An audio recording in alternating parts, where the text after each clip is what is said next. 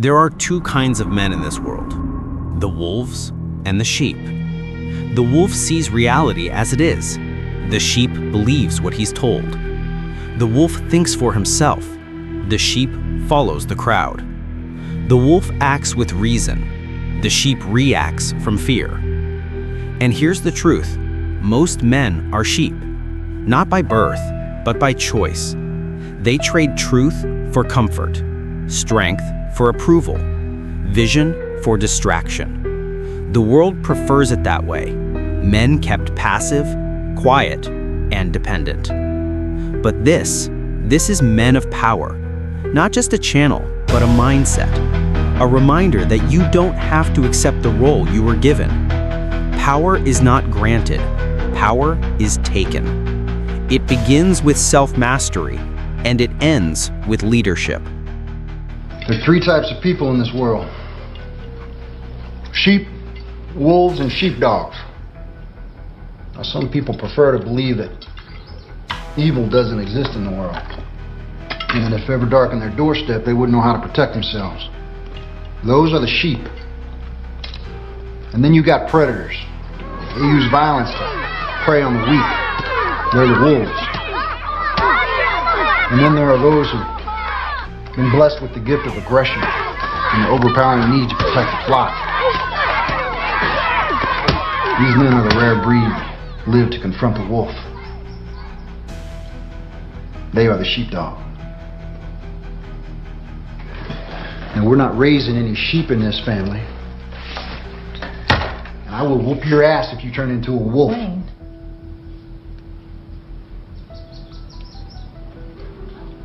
But we protect our own.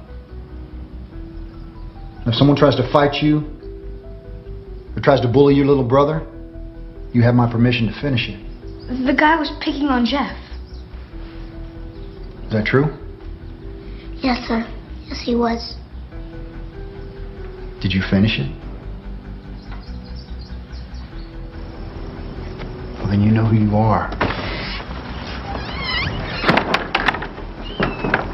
You know your purpose. What is a sheep? The sheep doesn't ask questions. He assumes others know better. He moves in herds, online, at work, in life. He copies trends, echoes opinions. He wants to be liked, not respected. He's busy, always busy, but never building anything real. Seneca wrote, "It is not the man who has too little, but the man who craves more that is poor." The sheep craves, likes, comfort, applause. But his craving keeps him poor in spirit. The world rewards him with crumbs, and he says thank you. Who is the wolf? The wolf doesn't follow noise. He follows principle.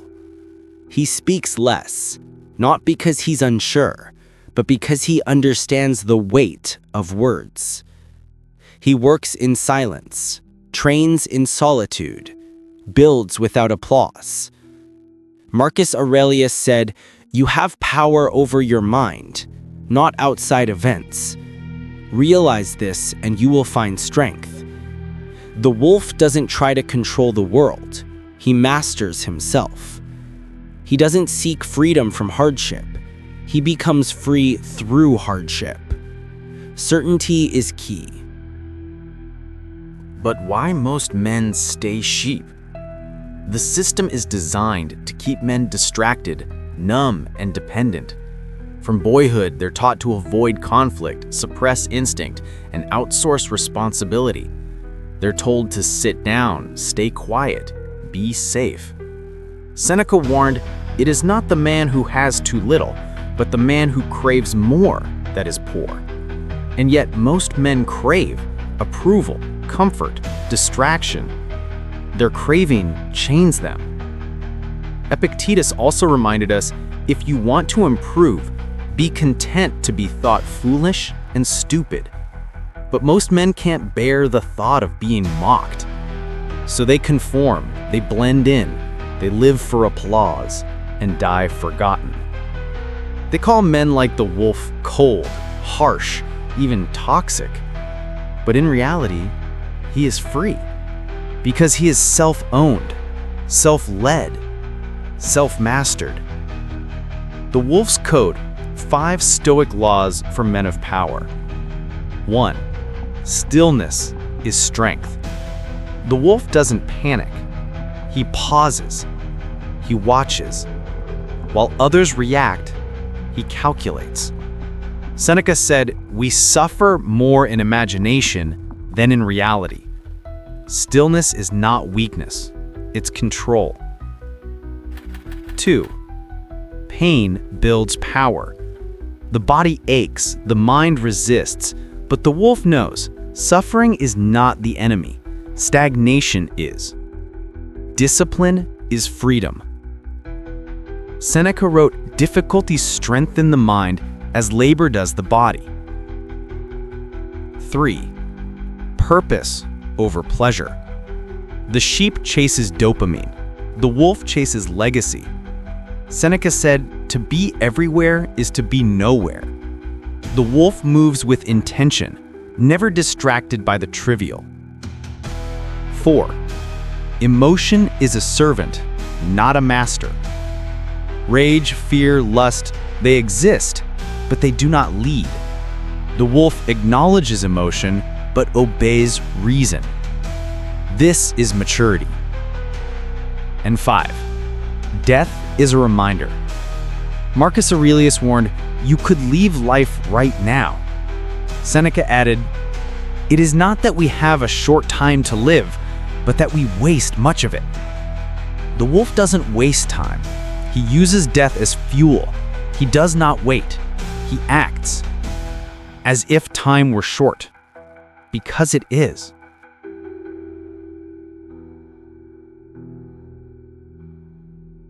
You were not born a wolf. You become one. Through silence, through suffering, through self-respect. There will be days when you question the path, days when you feel alone. But remember, the wolf is not afraid of being alone. He fears being average. Every choice you make is a vote. Sheep or wolf. Comfort or growth. Weakness or strength. The sheep seek safety in numbers. The wolf finds freedom in self-mastery. And one day, the sheep will look for someone to follow. They'll search for a man with clarity, composure, and discipline. And when that day comes, they will find you. Already walking, already leading, already becoming. Be that man. Be the one who endures. Be the one who leads. Because this is not just about you. The wolf does not rise only for himself. He rises because strength inspires strength. Power awakens power. Your courage becomes a path for others. This is Men of Power, not only a channel, but a mindset. A call to the few who refuse to remain sheep. A reminder that your power begins the moment you stop asking for permission and start living as if you already are the man you are meant to be. And if this spoke to you, leave your mark below. Write wolf in the comments. Not for me, but for yourself. Let it be your first step, your declaration that you've chosen the harder path, the path of power.